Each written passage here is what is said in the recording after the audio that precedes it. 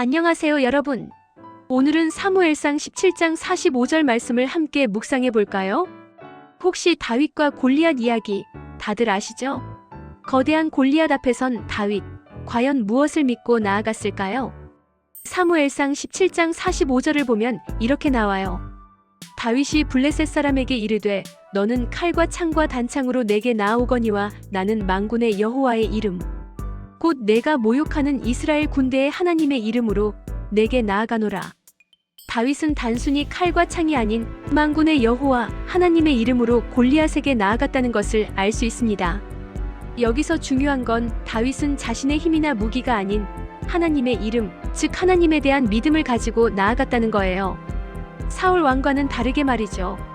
사울은 자신의 위치를 잃을까 두려워했지만 다윗은 오직 하나님만을 의지했어요.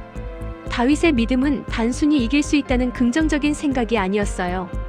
그는 하나님께서 함께 하시면 어떤 어려움도 이겨낼 수 있다는 확신을 가지고 있었던 거죠. 마치 우리가 힘든 일을 겪을 때 혼자가 아니야, 하나님이 함께 하셔라고 믿는 것처럼요. 다윗은 골리앗과의 싸움이 단순히 개인의 영광을 위한 것이 아니라고 생각했어요. 하나님의 이름을 높이고 온 세상에 하나님의 능력을 알리는 중요한 일이라고 믿었던 거죠. 우리가 하는 모든 일도 마찬가지 아닐까요? 작은 일이라도 하나님의 영광을 위해 할 수 있다면 그 의미는 정말 커지는 것 같아요.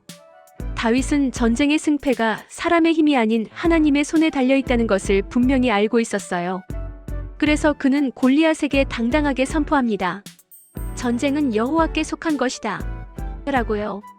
우리도 삶 속에서 어려움을 만날 때 이 문제는 하나님께 맡깁니다. 라고 기도할 수 있겠죠.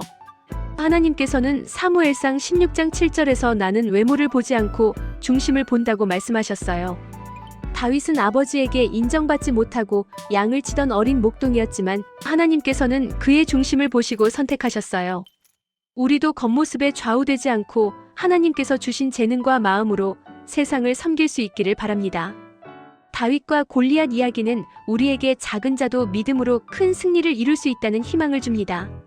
하나님의 도우심을 믿고 나아갈 때 우리는 어떤 어려움도 극복할 수 있다는 것을 기억해야 해요.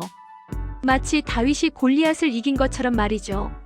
이 이야기는 또한 우리 삶에서 마주하는 영적인 싸움을 상징하기도 합니다. 우리는 때때로 골리앗처럼 거대한 문제 앞에서 두려움을 느끼지만 다윗처럼 하나님의 이름으로 나아갈 때 승리할 수 있습니다. 세상에는 여전히 많은 골리앗들이 존재합니다. 하지만 우리에게는 다윗과 같은 믿음이 필요합니다. 세상을 두려워하지 말고 하나님의 이름으로 담대하게 나아가는 우리가 되기를 소망합니다. 오늘 묵상이 여러분에게 힘이 되었기를 바라며 다음 영상에서 또 만나요. 좋아요와 구독 잊지 마시고요. 감사합니다.